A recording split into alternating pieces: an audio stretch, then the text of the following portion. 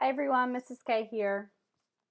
Chapter 6 in the American Red Cross Participants Manual. We're going to be talking about traumatic injuries.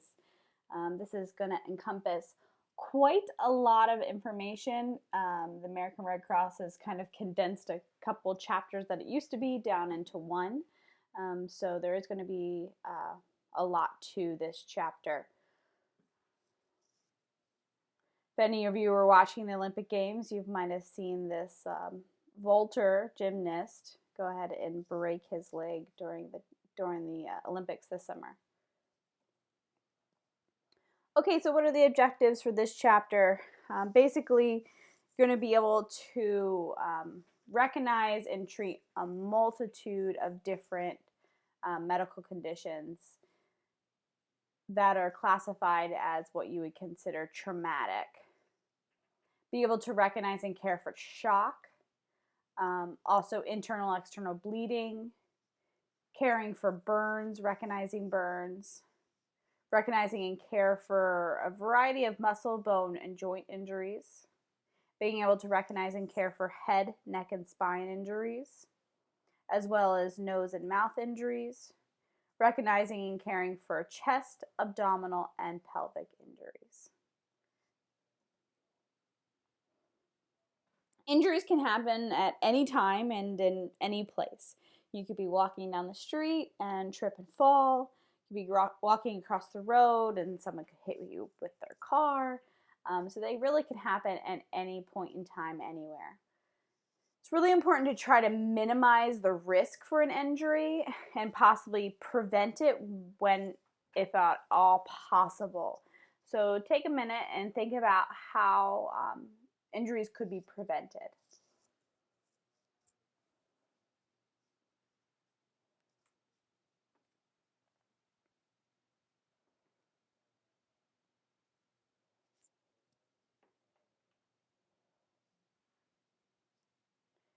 So whatever measures you do take to try to minimize the risk and prevent injuries, accidents always happen, and they do happen.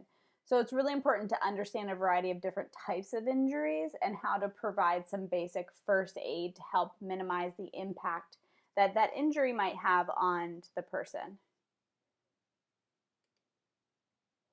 So the first topic up for discussion is shock. So shock is a progressive, life-threatening condition in which the circulatory system fails to deliver enough oxygenated, nutrient-rich blood to the body. So essentially what's happening is your body isn't moving oxygenated blood fully throughout the body. What will happen during a variety of different situations, it might shunt the blood to the core of the body, to the head, to the more vital organs. But eventually during shock, systems will begin to shut down as they're not receiving enough oxygenated blood. Shock isn't what people think of as in like, I'm so shocked my favorite football team lost this weekend. Okay. Shock is typically caused by a traumatic injury. There are different names for shock. You don't need to know those. But common causes for shock are extreme blood loss. So if you think about someone who's essentially bleeding to death, they're going to keep losing blood, and they're going to be losing a lot of oxygen in that blood. So your body is going to then be compensating for that blood loss and going into shock. People who are in extreme amount of pain can also go into shock. And severe allergic reactions, such as anaphylaxis or anaphylactic shock, which we've talked about already, can cause someone to go into shock. A person who's showing signs of shock is considered to be in a life-threatening emergency. And so you should always summon more advanced help, whether that be calling 911, shouting for help if you don't have any way to call, or calling the designated emergency number. So some signs and symptoms of shock. People will usually exhibit restlessness or being irritable. They may have an altered level of consciousness. or they could go completely unconscious. They may complain of feeling nauseous, or they may actually begin to vomit.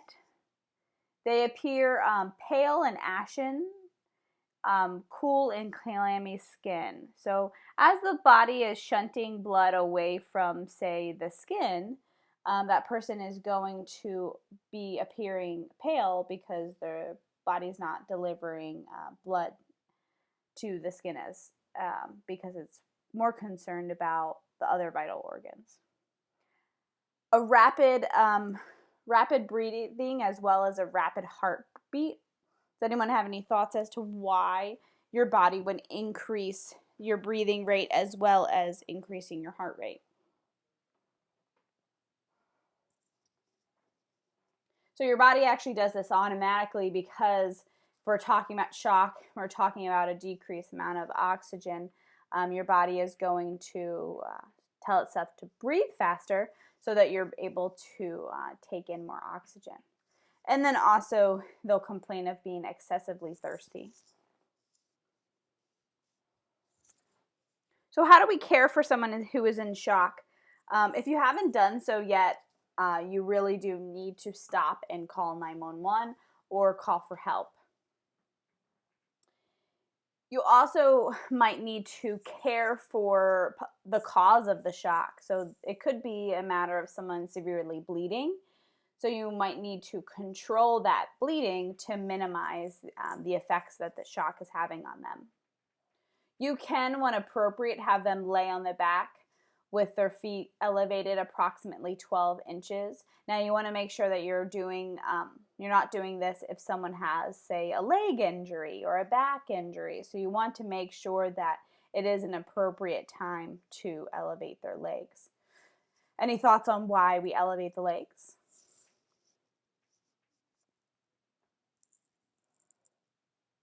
So you should be thinking circulation here. So when you elevate the legs, you're going to ask the blood to stay closer to the core as opposed to having gravity pull that blood down to the feet. They are probably going to become cold, so covering them in blankets. You should never give someone with shock anything to eat or drink. It may cause them to vomit. If they vomit, they could aspirate. Also, it just asks the system to do one more thing. So now you're processing food as well as your body trying to save its life. And that person might end up going into surgery fairly quickly. So all reasons not to give them anything to eat or drink. Try to keep them calm. Anxiety can build, and this can intensify the effects of shock. And then monitor them for any changes in their condition. Depending on the injury, depending on the situation, they may end up going into cardiac arrest.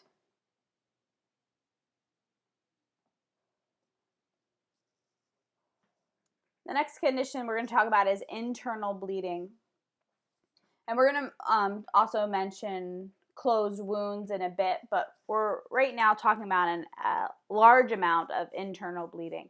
Internal bleeding is whenever there's bleeding within the body cavity or space. Most commonly, they're thought of happening within the abdominal space as well as within the head space. They can range from minor to life-threatening. And common causes of internal bleeding are blunt trauma, so from an actual big impact or hit with an object or surface, as well as a penetrating trauma, so being pierced by an object. So try to think about a couple different examples of what could cause a blunt trauma and what could cause a penetrating trauma.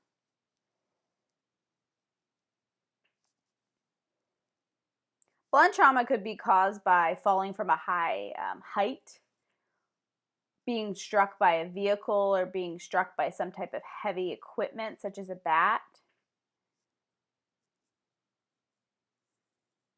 Could have a penetrating trauma from something like a knife or a bullet or being impaled, like during an accident with some type of piece of metal.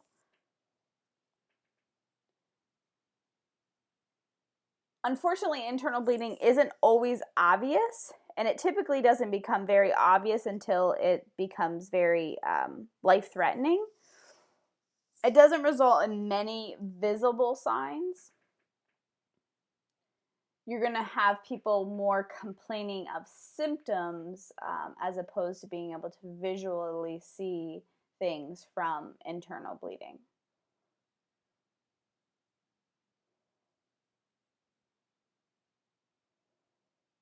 Whenever you have a mechanism that could be an indicative of an internal bleeding, really be aware of signs and symptoms. Some signs and symptoms include shock. So the person may go into shock and show shock-like symptoms. Vomiting or coughing up blood. If they're bleeding within their abdominal cavity, the abdominal cavity will become swollen and tender. May also be very hard and rigid because of the blood is pooling in the abdomen. You can see in the picture here, he has a lot of surface bruising, but it could also be indicative of more serious internal bleeding. Anytime you suspect someone is suffering from internal bleeding, you should call 911 and treat for shock. If it is a penetrating trauma where they have been pierced by an object, you will also have to manage that external bleeding as well.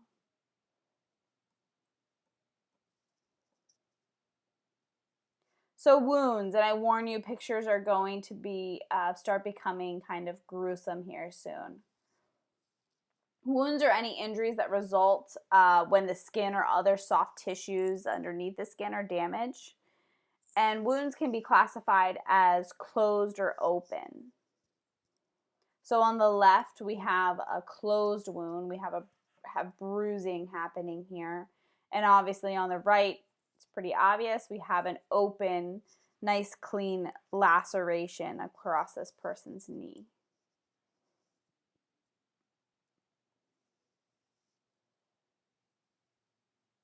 So with closed wounds, the skin will be intact. However, there'll be some damage in underlying tissues. A contusion, or more simply known as a bruise, are the most common closed wounds. And they're typically caused by some type of blunt trauma.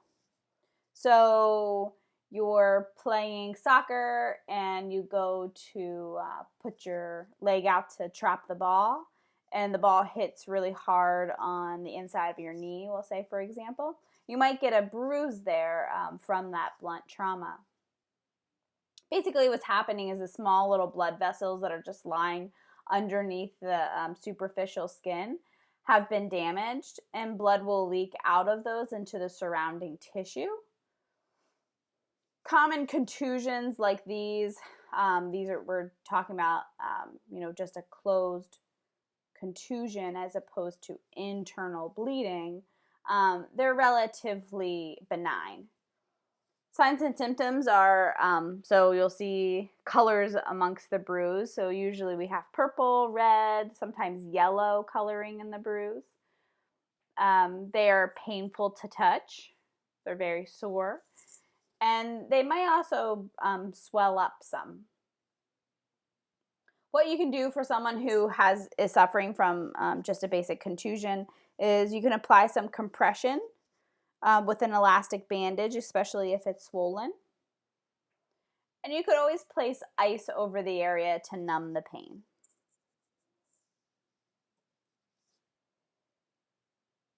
Now, an open wound is an actual tear in the skin, and it will result in what we refer to as external bleeding.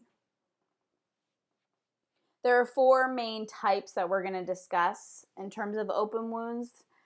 We have abrasions, lacerations, punctures, and avulsions. So, abrasions are those rubbing away the superficial skin surface.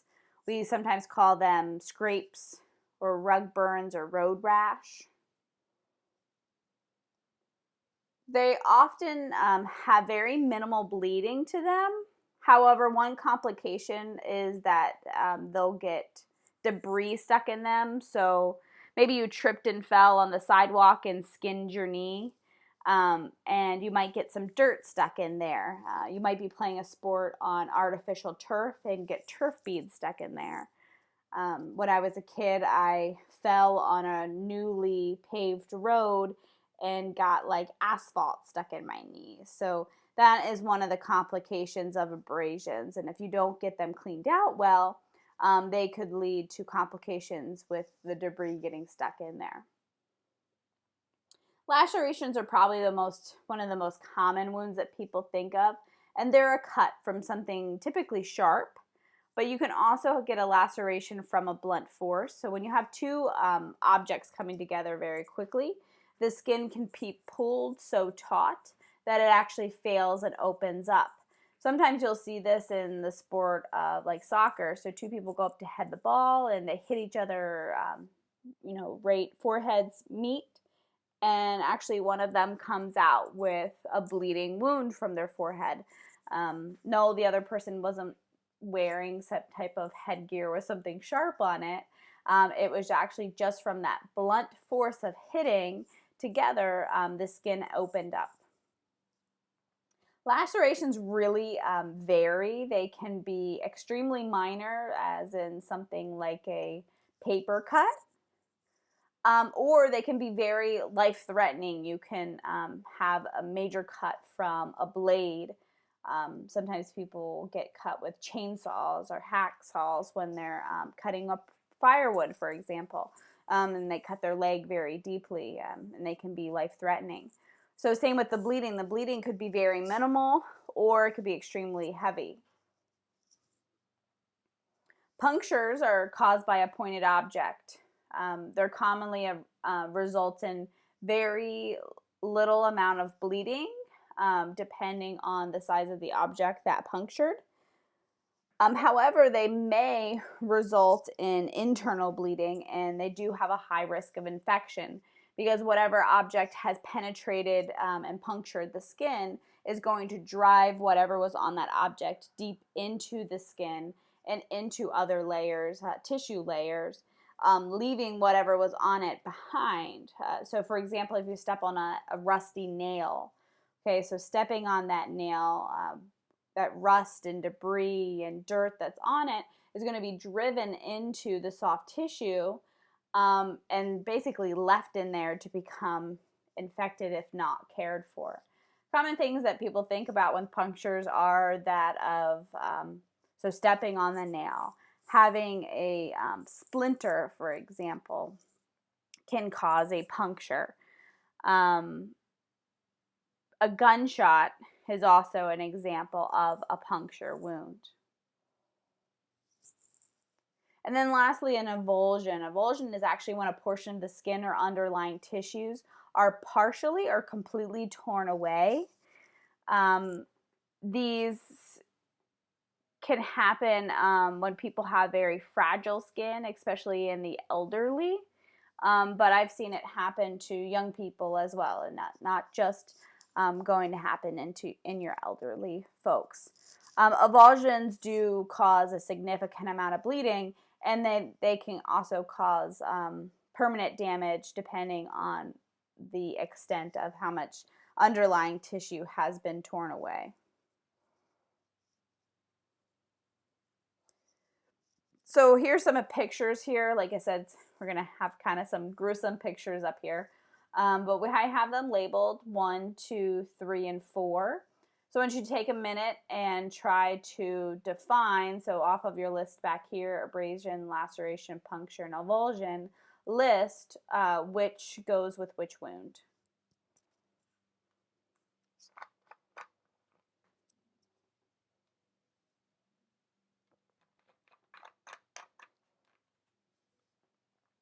So number 1 is a laceration. Number 2 is an avulsion. 3 is a puncture. And 4 is your abrasion.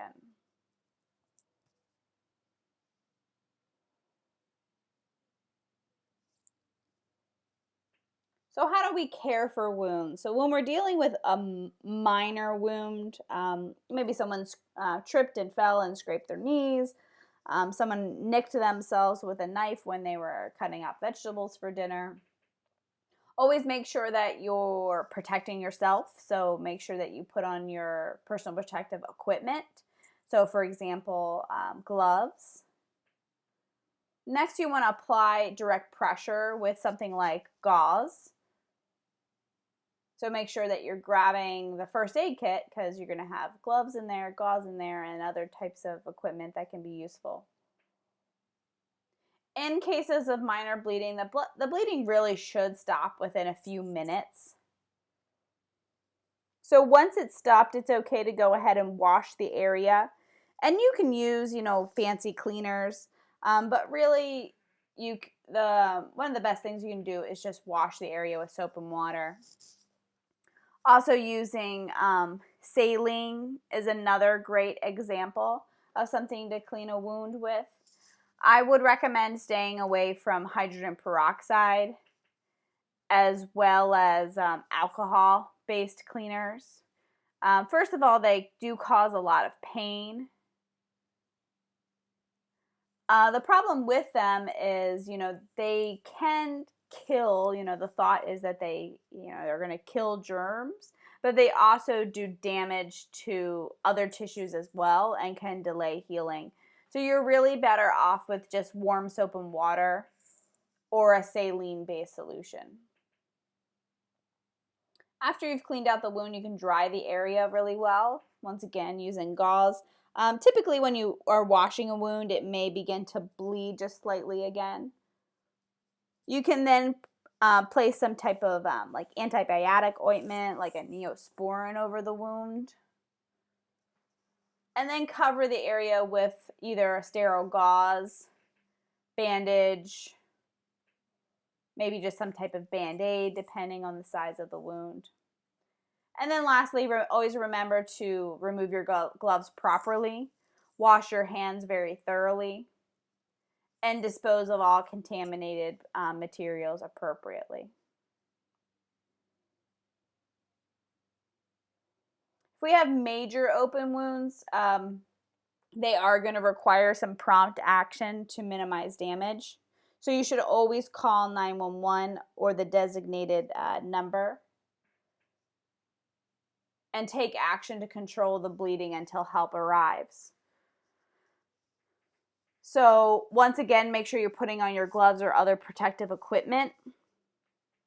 Apply direct pressure with gauze. You may have to use thicker bandages. You might have to use a towel, a shirt. Whenever you have blood-soaked dressings, though, so for example, blood-soaked gauze,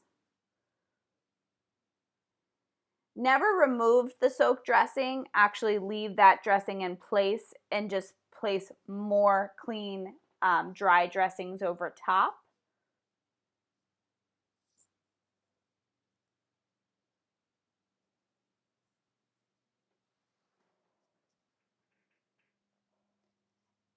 If bleeding stops, check for circulation furthest away from the injury and apply a roller bandage over the dressing. This will also help continue direct pressure.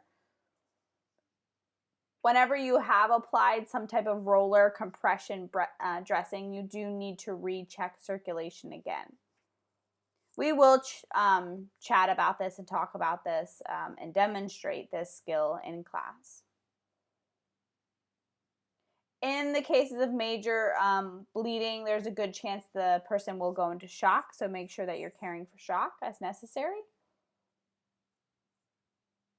And always at the very end, remove your gloves properly, wash your hands thoroughly, and dispose of contaminated materials as appropriately.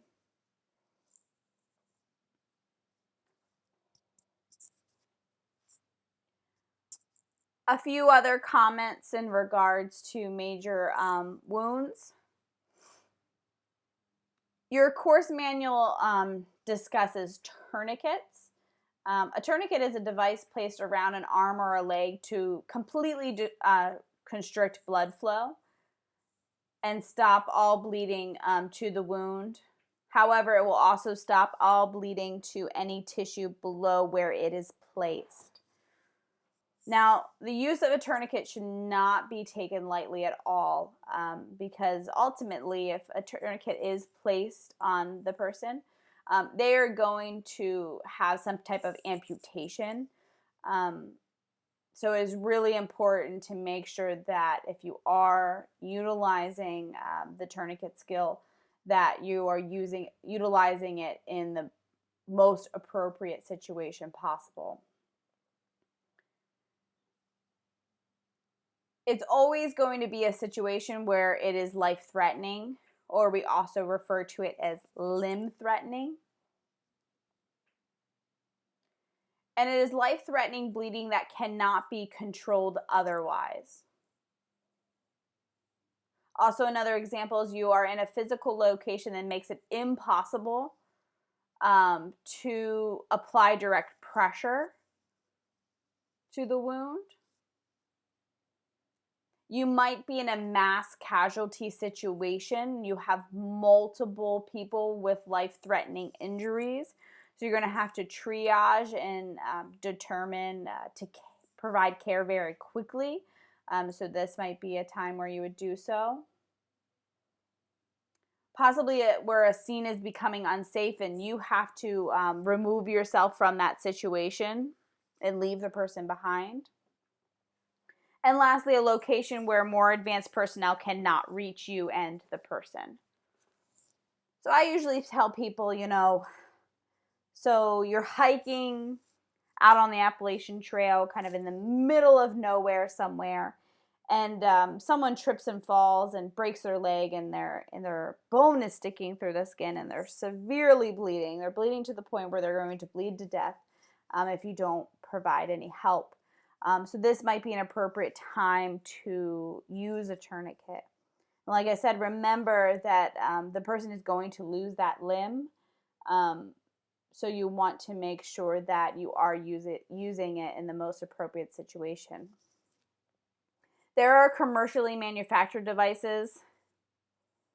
However, it's not very common that people are going to have these devices. So you can always utilize a makeshift device.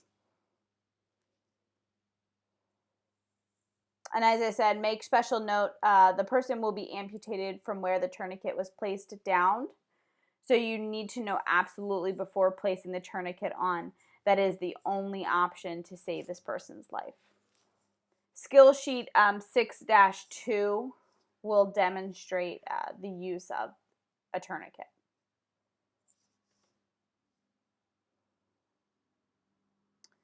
Other things that you can use in the situations of severe life-threatening bleeding are hemostatic dressings. Also, something that's not going to be commonly found in your first aid kit, so not something that I expect any of you to ever run into this situation. But this dressing is treated with a chemical substance that will cause the wound to clot very quickly. We use these under the exact same situations that we do the tourniquet, so life-threatening, limb-threatening bleeding. And we can use them when a tourniquet is not available, or maybe bleeding in an area where a tourniquet cannot be placed on. So what are some thoughts on some areas where you couldn't utilize a tourniquet and the hemostatic dressing may be your only option?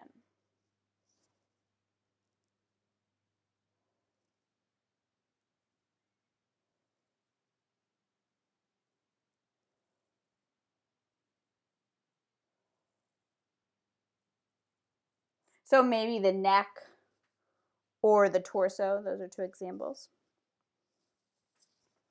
Box 6-2 talks about and discusses dressings and bandages.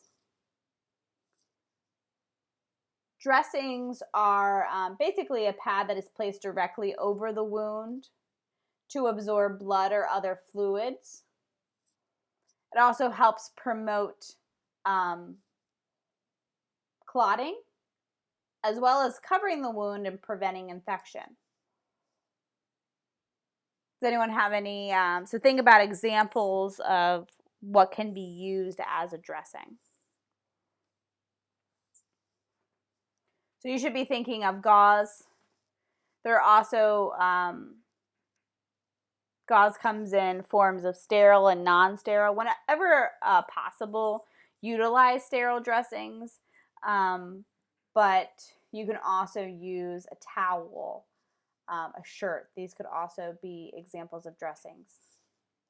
A bandage is a strip of material used to hold a dressing in place, and it can also help control bleeding. So things like a roller gauze or a roller elastic bandage are two examples of bandages that can be used. Band-Aid, so when you're thinking of a Band-Aid is essentially both of these things. So a Band-Aid has a dressing on it, like a piece of, we call non-adherent gauze. It's kind of has a shiny look to it because the fibers of the gauze aren't going to get stuck in the wound. And then they're also considered a bandage because they stick and stay in place.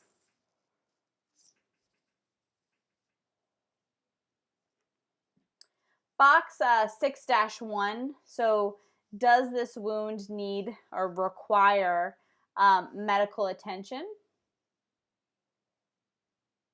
So whenever you have a wound that is deep, especially if it's dirty, it was caused by something metal or rusty, and you can't remember when your last tetanus shot was or the last time the person had a tetanus shot, you should always seek medical attention. Tetanus boosters should be given every 5 years to help reduce the risk of someone contracting the tetanus virus, which can be found on these objects, such as a rusty nail, for example. And in 6-1, you can read a little more about tetanus. Suturing, so suturing a wound closed can really help speed healing, reduce infection, and minimize scarring. So sutures are also known as stitches. So stitches should be placed typically within the first few hours of having the wound happen. I've seen a few plastic surgeons do some pretty incredible work a day later, but it is not advised. So in general, kind of some rules of thumb to follow whenever trying to decide whether someone needs sutures or not is the wound deeper or longer than 1/2 inch? Are the wounds on areas where scarring could impair function or appearance? So any thoughts on these? So things that could impair function would be possibly the hands, the feet, fingers. And then appearance, we're talking typically about the face. I know sometimes people like to have a scar and have a story behind their scar, but sometimes later in life you don't want to have a real big scar on your face, so it's better to get stitches while you can. Anytime you have a wound that's caused by a human or animal bite, these should be going to the hospital no matter what, whether or not they're going to be getting stitches. But they might utilize stitches to close the wound back up again. The wound has very jagged edges, or it gapes wide open. So if you're to look at a wound, the edges can't easily be brought together. Wounds that have very heavy, uncontrollable bleeding. And I say whenever your gut says so. If you're looking at a wound and you're thinking, I don't really know if it's going to close properly if I just put a Band-Aid on it, it's better to send someone to get stitches and have them determine whether they're going to do so or not. Also, they don't just utilize sutures anymore. Sometimes they'll utilize a staple gun and actually staple a wound back together. And also they have kind of medical grade super glue, I call it. where they can super glue a wound closed as well. Box 6-1 also talks about treating infections. So proper wound care can help lower the risk of an infection. So whenever we have an open wound, someone is going to be at risk for contracting an infection. Sometimes, no matter how well you take care of the wound and clean it and cover it, the person can still contract an infection. If untreated, infections can have very serious consequences. They can result in someone losing possibly the limb that the wound's on. They can result in people going into septic shock, and they can result in someone dying.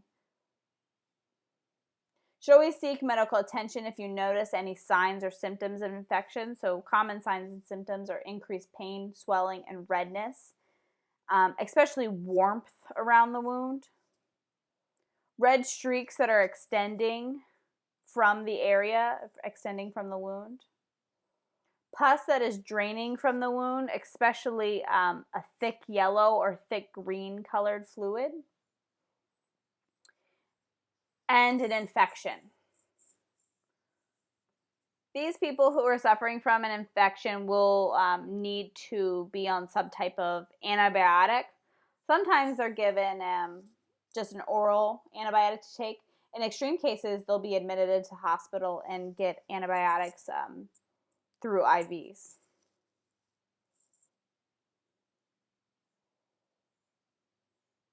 So a little more about wounds. So we can have wounds that have embedded objects in them. Sometimes the object causing the wound might stay in the wound or stay in the body part. If the object is large, such as a nail or a piece of glass, you should never attempt to remove it. You should leave it in place.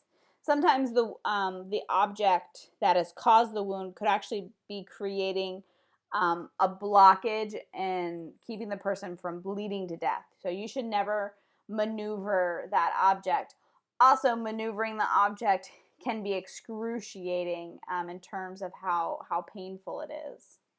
Instead, you should stabilize the object in its position that you find it in. So wrapping a lot of dressings around the object, controlling the bleeding around the object. You might need to utilize roller bandages, whatever you can do to kind of keep the object in place. This is a situation where you're definitely going to seek medical attention, and you might need to monitor for shock. If the object is small, so pretty much we're only talking about things like a splinter, you can remove a splinter, but you only should do so if it's a very simple, shallow splinter that you can easily grab a hold of with clean tweezers. And then you can go ahead and proceed as you would for caring for a minor wound. So controlling the bleeding, cleaning the wound, covering the wound. You should never go digging for a splinter though. So sometimes you get a splinter and it's kind of deep down in there. You shouldn't take tweezers and really, really dig at that wound and irritate that wound any further.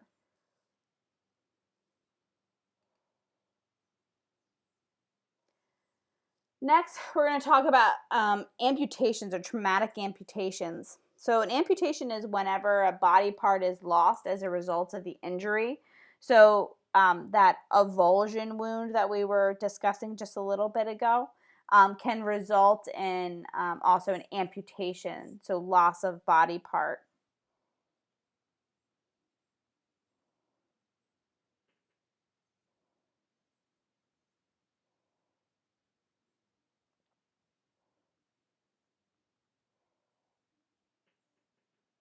Common causes of traumatic amputations are things such as playing with power tools. So someone's sawing something, someone is using an axe to cut wood. Farming or manufacturing equipment, motor vehicle collisions, and also explosions.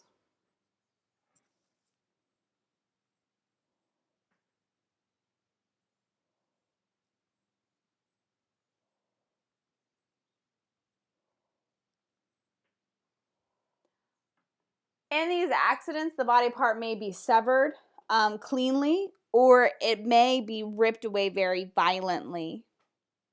They can also be caused by a crushing force. So the body part may be completely detached, or it actually could be still kind of hanging there and be partially detached. So what are we going to do in these situations? So definitely calling 911 or the designated number immediately. If you do have a completely detached body part, try to locate it and wrap it in a sterile gauze or sterile dressing. Next, if you can, place it in a sealed plastic bag or container. And then place it on ice and water to keep it cooled. You should also make sure that you're giving EMS this body part. So why we dress it and put it in ice is we're trying to preserve it in hopes that it can actually be reattached. In some cases, it's reattached for aesthetic purposes, and some people never regain the use of the body part, but sometimes they are able to reattach the body part and after a lot of therapy are able to use it again. So common body parts that people think about are like a finger or a toe. And then you also want to make sure you're providing first aid for open wounds until EMS arrives. There's probably going to be a lot of bleeding in these situations, so making sure that we're controlling bleeding, caring for shock, whatever we can do to minimize the harm until help arrives. Next, we have burns. So a burn is an injury to the skin. However, burns can penetrate into underlying tissues. They're commonly caused by contact with heat, chemicals, radiation, or electricity. They do range, so just kind of like wounds, they range from minor to critical. Critical burns are considered life-threatening and do require immediate medical attention. So always consider the following when trying to determine whether someone is suffering from a critical burn.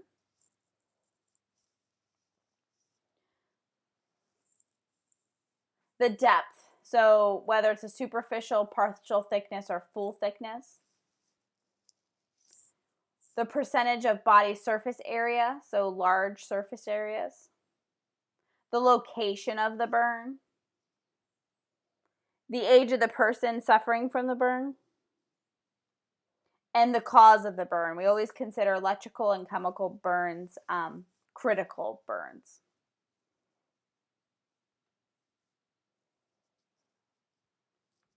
If you ever think it is a critical burn, make sure that you stop and call 911 immediately. So in general, some signs and symptoms of burns. So the area may appear red. It may also appear brown, black, or charred. And in some instances, it may also appear white. Burns may be extremely painful, or they can be painless. Burns are typically painless when the nerve endings have been damaged or destroyed.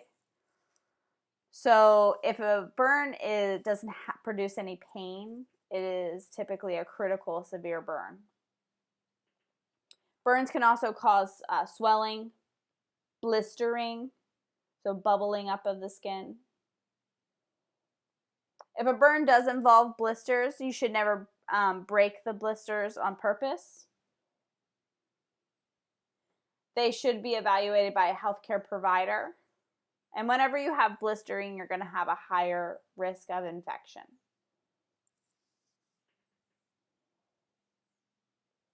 The first aid you should utilize for burns is stop, cool, and cover. So stop. After sizing up the scene, make sure that you're stopping the burning by removing the source if it is safe for you to do so. Cool, so cool the burn with cool, cold water for at least 10 minutes. You should, though, never apply ice or ice cold water. If you're cooling a burn over a very large area of the body, it can actually bring on hypothermia. So you really want to be careful when cooling burns. And then lastly, cover. So cover stands for covering the burn loosely with a sterile, non-adhering type dressing. So you don't want to put a dressing that can really get stuck in the wound.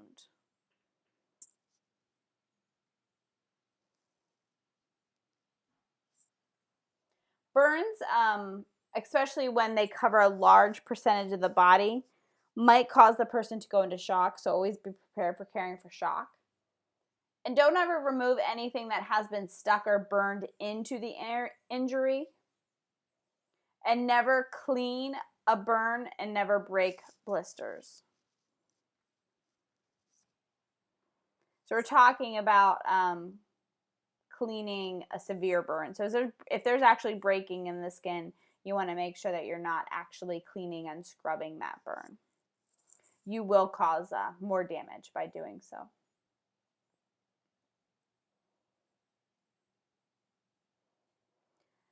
Chemical burns. So in general, we're also going to use our stop, cool, and cover here. Some special things you need to consider when considering chemical burns.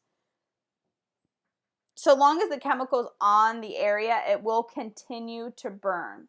So make sure that you're removing that chemical as quick as possible. Dry chemicals should always be brushed off of this area.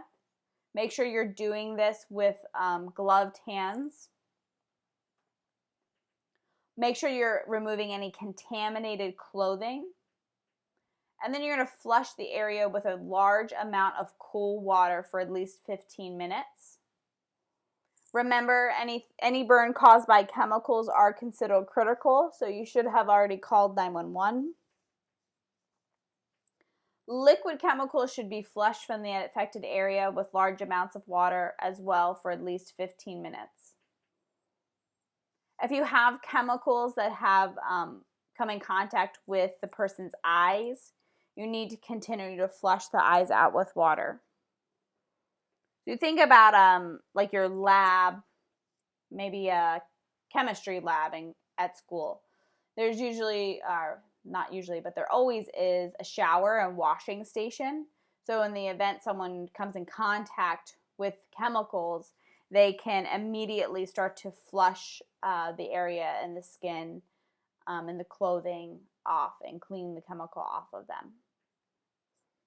Electrical burns, same thing. So we're going to utilize stop, cool, and cover in general. Some other things you need to consider, though, is the scene safe? You might need to turn off the power when possible. Never touch a person who is currently being electrocuted. Make sure that you're providing help until help arrives. Being electrocuted can be a cause of cardiac arrest, which we discussed previously this semester. So you might need to provide CPR and the use of an AED. So you might need to have someone call 911, have someone go and find an AED. And being electrocuted can also result in burns as well as internal injuries. So it's really important that they're always evaluated by a healthcare professional. Here's some pictures of burns. So as I mentioned, we have like our first, second, and third degree burn. So three different skin layers here. You don't need to know them, but first degrees are going to have burning in just that very first superficial layer. Second degrees are going to start to drop into the second layer of the skin, damaging more tissue. And then third degree burns go through all of the layers of the skin and start to dive down into other tissues like muscle, bones. Here are some pictures of burns, so thermal burns, electrical burns, as well as chemical burns.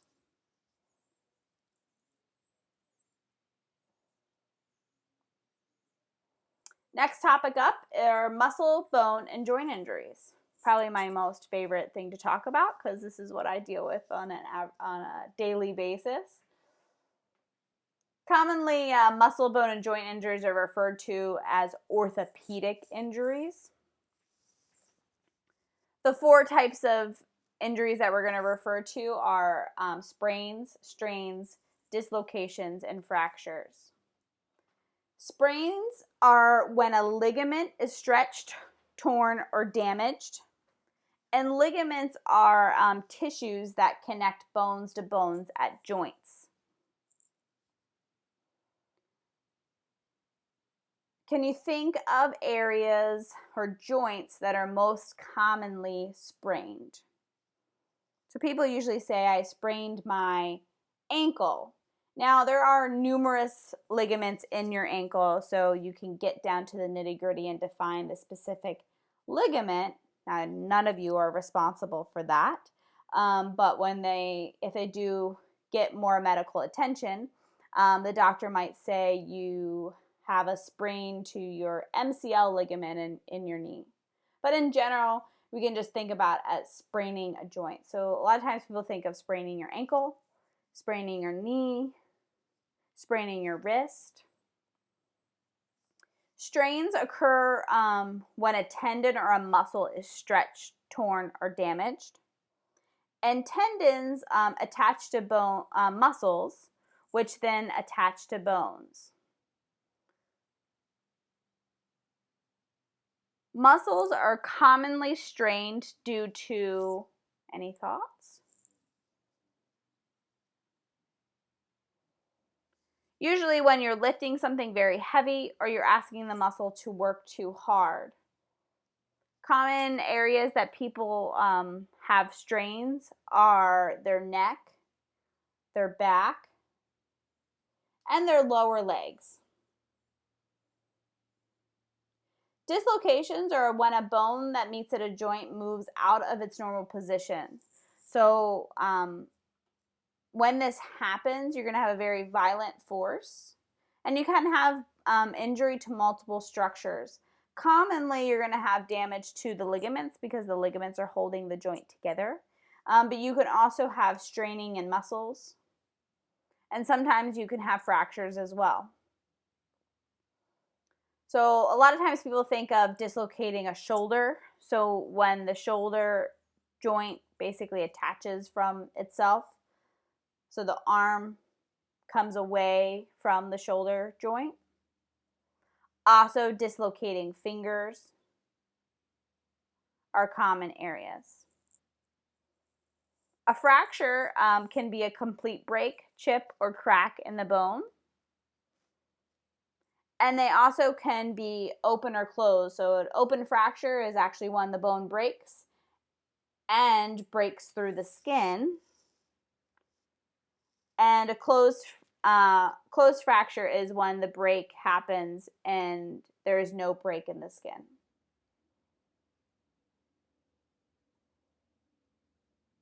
Here's a few pictures here. We have the ankle. You can see there are actually multiple ligaments in the ankle. So turning the ankle in can result in those ligaments being overstretched. And then they can begin to stretch or tear. Here we have lower leg calf muscle. So we have a tearing in that calf muscle itself. So we have a sprain here, we have a strain. People commonly mix these two up They are similar in that they are stretching, tearing, or damage to the tissue. However, sprains always happen to ligaments, and strains always happen to muscles or the muscle's tendon. Here we have a fracture. So simple or closed fracture, so it's staying underneath the skin.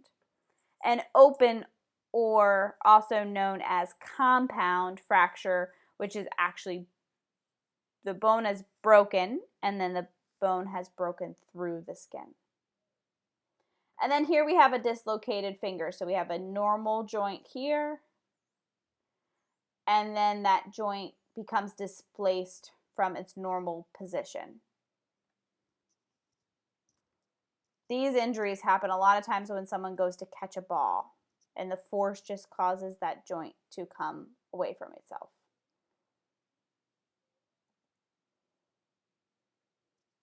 So signs and symptoms of muscle, bone, and joint injuries. Kind of just keeping it basic here.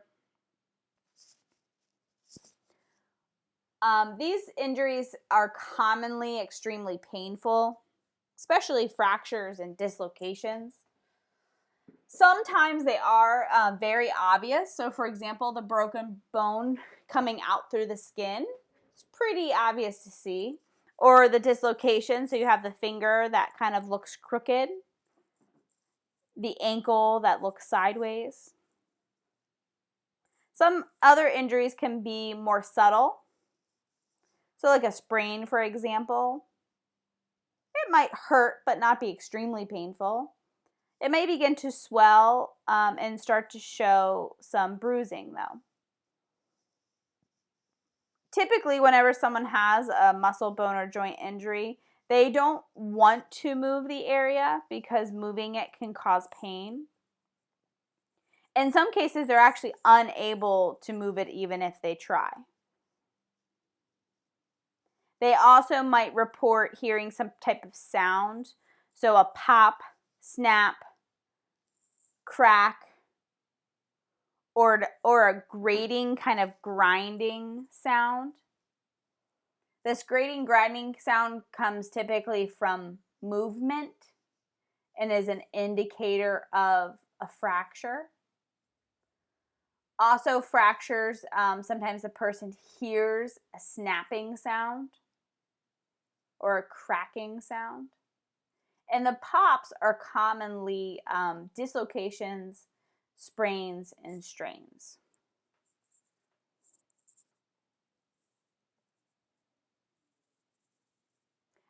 Like I said, sometimes it'll be very obvious, the injury that is. And it'll be obvious that you need to summon EMS for the injury. So like I said, if someone steps and breaks their leg and the bone is protruding through the skin, it's going to be pretty obvious that you need to call 911 in that situation. You don't, in all cases, need to activate EMS. But in general, if the bone has broken through the skin, the injury is bent, crooked, or looks deformed, there is moderate to very severe swelling or bruising, the person reported hearing a pop or snap or crack, the person is feeling that grating sensation when they move the injured area, they cannot move the injured body part, the injury itself or below the injury is very cold or numb, the injury involves the head, neck, or spine, the person is having difficulty breathing as a result of the injury, the mechanism of injury or how the injury happened may have caused some type of severe injury,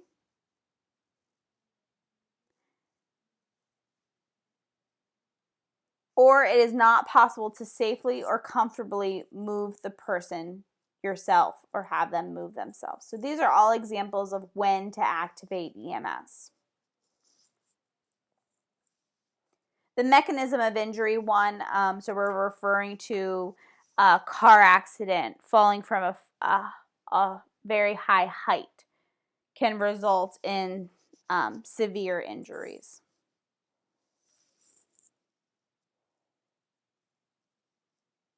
So in general, if you have called 911 or the designated number and are waiting for EMS to arrive, have the person rest comfortably without asking them to move or straighten the body part. You really should keep them where they are. However, if you're going to provide basic care and just have the person seek medical attention on their own, and it is unnecessary to activate EMS, go ahead and use the mnemonic RICE. So a lot of you have probably heard RICE. RICE stands for rest. So limit the use of the injured body part.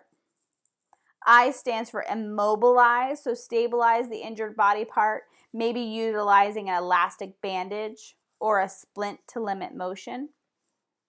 C stands for cold. So applying some type of cold pack. Always remember to wrap the cold pack or the ice in a thin towel before placing it directly on the skin, especially those commercially bought chemical packs.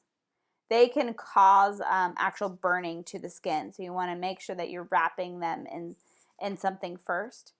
And you never want to ice longer than 20 minutes. A general rule of thumb is 20 minutes on and then 20 minutes off.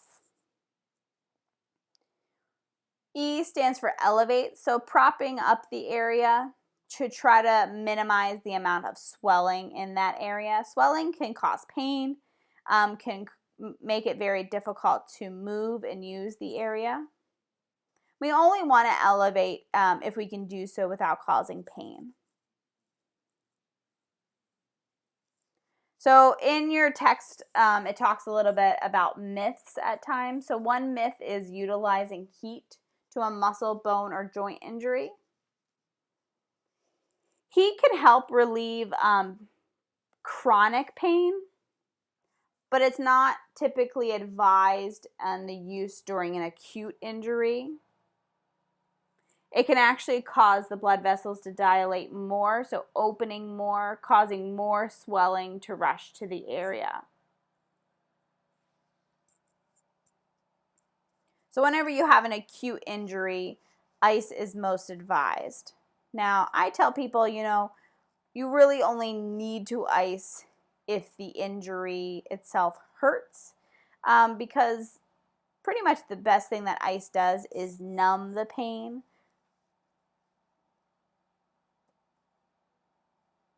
Splinting. So splinting is a way to prevent movement if an injured bone or joint, of an injured bone or joint. It can also help reduce pain. You are never going to splint if you have already activated EMS. There's no sense in splinting them. You should only splint if you must move the person to get help yourself, and if the splinting does not cause pain or discomfort or further injury. Splinting involves securing the injured body part to the splint to keep it from moving. There are commercially bought splints. One, for example, is called a SAM splint, and I'll show you that in class. You can also create soft splints from different things. Any thoughts on what you can make a soft splint out of? So things such as blankets, towels, or pillows. A rigid splint is a hard splint, and these can be made out of things such as a board or folding a stack of magazines in half. And you can also utilize an anatomic splint. An anatomic splint is when you use an uninjured body part to splint the injured body part too. A lot of people have seen this when they tape like two fingers together or tape two toes together. So you're utilizing that uninjured finger as the splint, and you're splinting the injured finger to it. Triangular bandages should be found in first aid kits. And you can use triangular bandages to create a sling. And they are also helpful when tying a splint in place.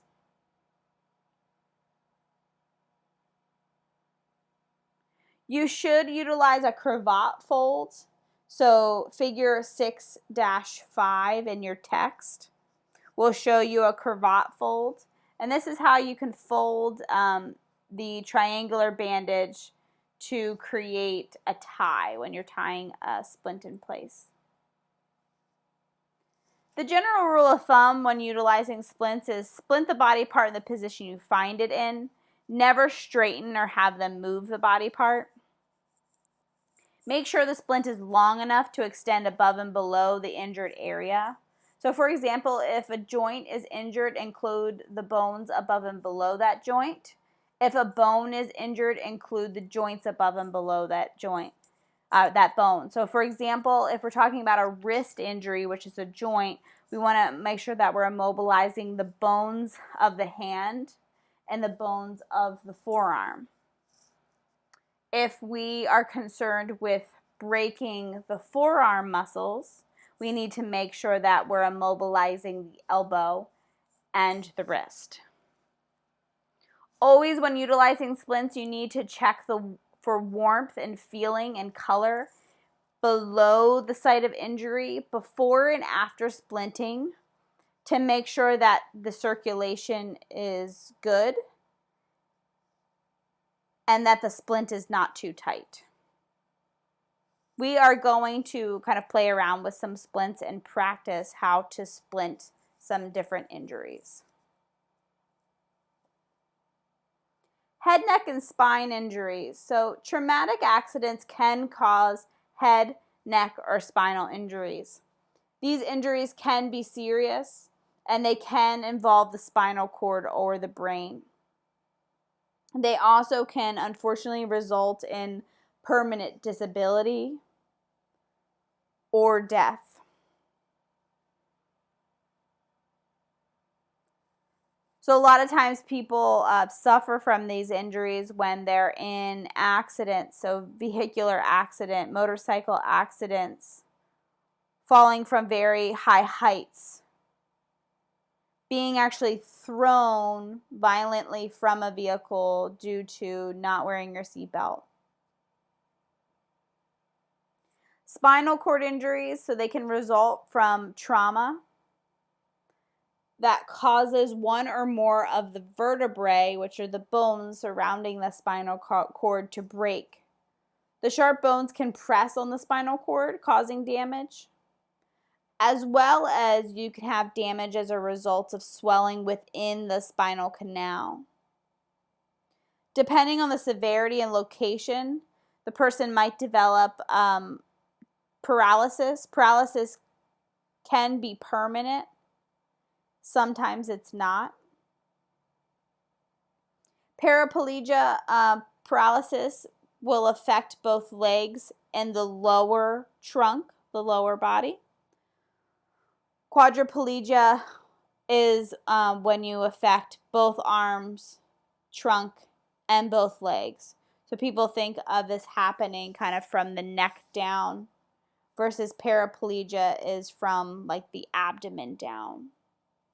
Whenever there's a spinal cord injury, depending on the level of where that injury occurred, so whether it happened in the neck or in the spinal cord in the middle of the back, whatever is below the point of that injury, that's what's going to be affected in terms of paralysis.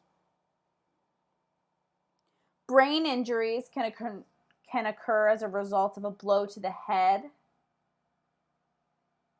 or a penetrating injury to the head,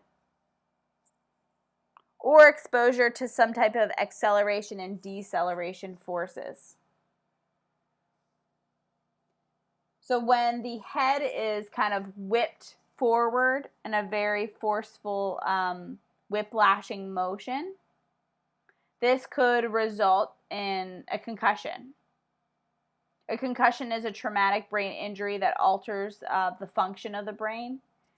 And in box 6-3, you can read more about concussions And I really encourage you to do so. This is probably one of the most common head, neck, and spine injuries that you will come in contact with. Other brain injuries that can occur are things like bleeding within the brain, so brain hematomas, as well as bruising of the brain tissue, so brain contusions.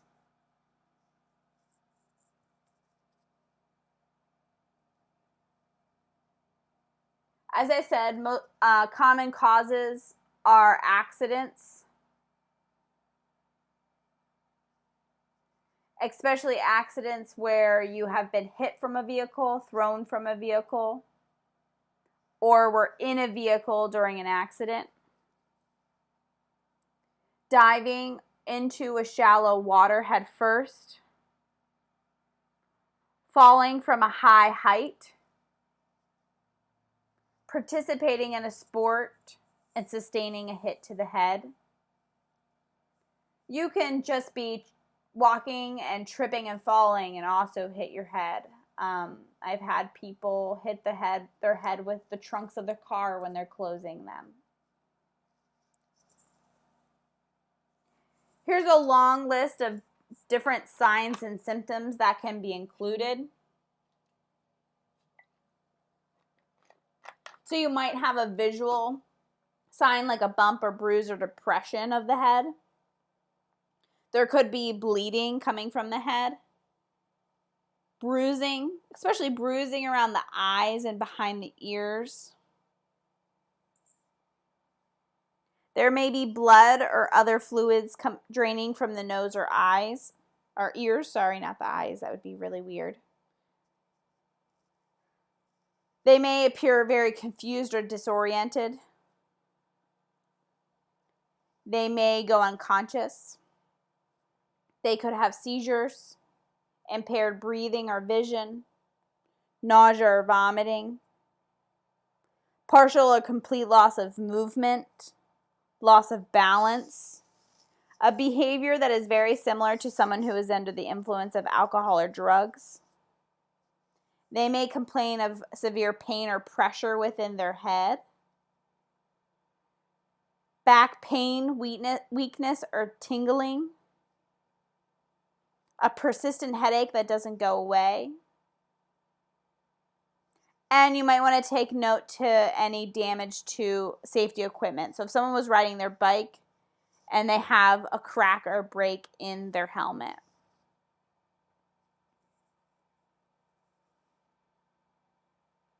So you always want to assume kind of the worst case scenario when it comes to head, neck, or spine injury. So always assume that it's serious.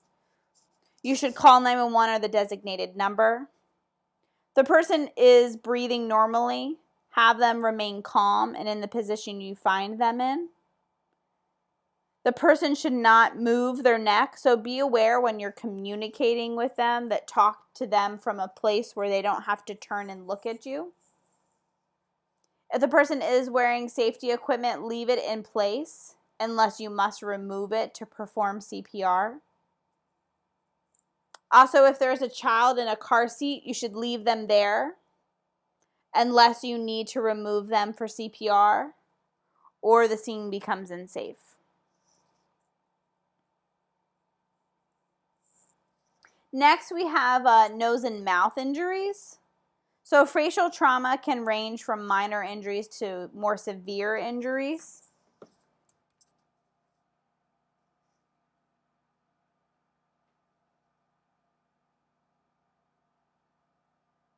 So you might have things like an abrasion or a laceration on the face, maybe bruising, broken nose, bloody nose, teeth being knocked out. You could also have facial fractures. And a lot of times, whenever you have facial injury, you might also have something like a concussion or head, neck, and spine injury. Nose injuries, we're just going to be talking about nosebleeds. So what can cause a nosebleed to happen? So they can be traumatic in nature, so falling or getting hit in the nose. However, sometimes people experience nosebleeds from dry air and air changes. Medications can cause nosebleeds. High blood pressure can also cause nosebleeds. So how we're going to care for nosebleeds are to pinch the nostrils together just below the bony part of the nose. And always have them bend slightly forward. You never want someone to bend slightly backwards, because in doing so, you're going to pull blood into their throat, causing them to swallow or choke on the blood, and then they could ultimately vomit the blood back up again or cough the blood back up again. So make sure that they're leaning forward. Have them pinch the nose for at least 5 minutes before checking again. And if there is very severe bleeding or gushing, go ahead and call 911. Or if you suspect any other severe medical injuries or conditions, so possibly a concussion along with the nosebleed. Now, I always tell people to make sure that you're not telling someone to blow their nose. So when someone has a nosebleed, the clots are going to form in there. So you shouldn't forcefully blow the nose because you're going to break those clots.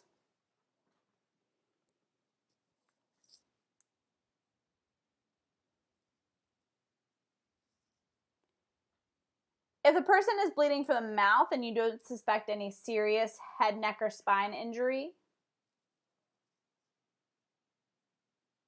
have the person lean slightly forward and hold gauze in the place of the injury site.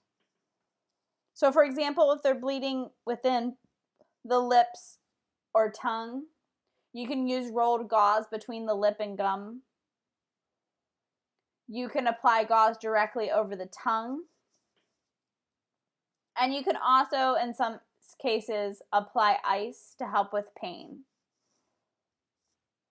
If you have a dental injury, so if a tooth is knocked out or broken off, you might need to control bleeding. Try to locate the missing tooth.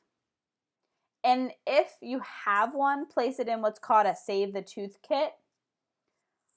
Probably not a common thing that you're going to have a hold of.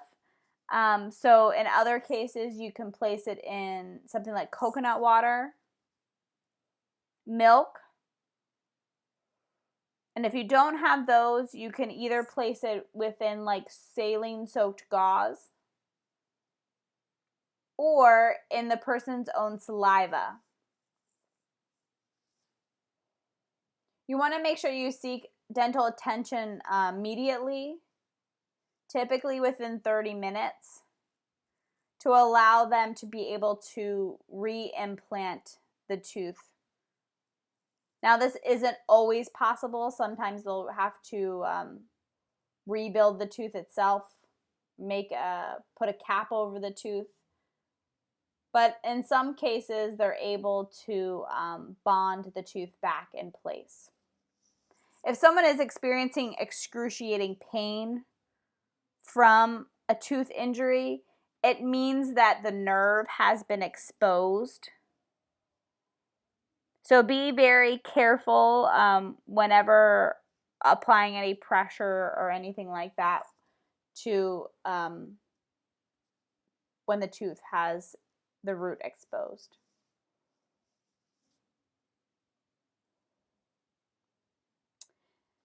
Chest injuries. So the chest cavity contains the heart, some very major blood vessels, the lungs, the trachea, and the esophagus. And they're protected by a bony cage formed by the ribs and the sternum. So chest injuries might occur to any of these structures. Traumatic chest injuries are frequently caused from some type of blunt trauma. So think about when you're in a car accident, the steering wheel. They also might occur from a penetrating object, such as being stabbed or being shot. And they commonly can result in internal bleeding.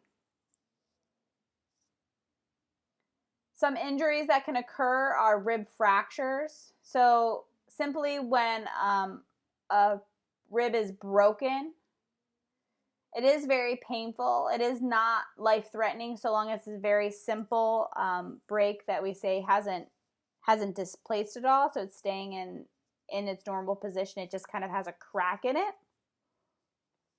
However, they can become displaced and cause a puncture of the lung or other underlying organs. These situations are considered life-threatening. You can also have flail chest. Flail chest will occur when there are multiple broken ribs, typically a result of a major blunt trauma. And what happens is these ribs kind of protrude up, creating this flailing looking chest. This can result in a lung contusion and also can affect the ability of the lungs to expand and draw in enough air. It really will affect the ability to breathe normally. This is considered a life-threatening emergency. And then the other one is a sucking chest wound. So a sucking chest wound can occur as a result of a penetrating trauma like a gunshot or being stabbed. And what happens is the puncture will allow air to enter the space between the lung and the chest wall. Now it's really important that the pressure that is between the lungs and the chest wall isn't affected. Because when that happens, when the pressure is affected, the lung will actually collapse. This is referred to as a pneumothorax. Also, sucking chest wounds can result in severe internal bleeding as well. So some signs and symptoms.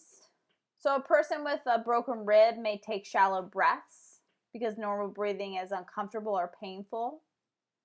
These aren't considered severe symptoms, though. Some signs and symptoms of a more serious chest injury could include things like difficulty or changes in breathing, the appearance of being flushed, pale, or ashen, or even blue in color, really extreme, excruciating pain, bruising of the site of injury, deformity of the chest wall, unusual movements of the chest when the person is breathing, coughing up blood that is bright red, blood that is coffee ground-like. If someone has been stabbed or shot in the chest, the wound may actually create a sucking sound, giving you that sucking chest wound. And any signs and symptoms of shock. If anyone is showing any of these severe symptoms, you should call 911 immediately. So really the first aid that you're going to give is dependent on the injury itself.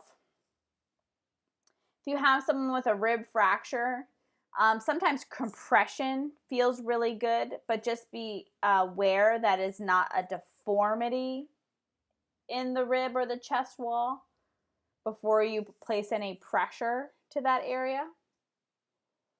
They should be evaluated by a healthcare professional. And you should go ahead and call 911 if it's not safe to move the person.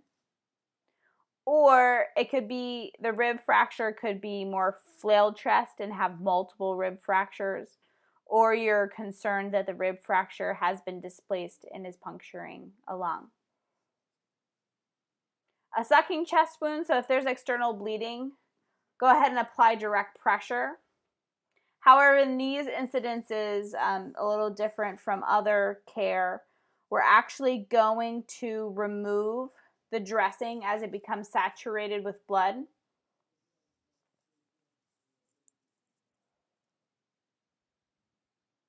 And make sure that you're replacing it with a clean one. If there's no external bleeding, you aren't going to cover the wound. You're going to keep it exposed. So you want to make sure that you avoid sealing any chest wound, because it actually could result in complications in terms of being able to breathe. And then you're going to go ahead and care for shock while you wait for help to arrive. Now it's a long one. We're getting near the end here. So abdominal injuries. Abdominal injuries can result from blunt or penetrating trauma, and they can be accompanied with internal and sometimes external bleeding. We're going to go ahead and always suspect abdominal injuries whenever there has been multiple injuries or a mechanism that could be associated with an abdominal injury. So blunt force trauma to the abdomen, maybe falling from a high height. Signs and symptoms that someone's suffering from abdominal injuries are severe pain in the abdomen. You may actually see organs protruding from an open wound. Vomiting, and the vomiting has blood in it. Tenderness, swelling, or rigidity in the abdomen, so it would be indicative of internal bleeding. Bruising on the abdomen.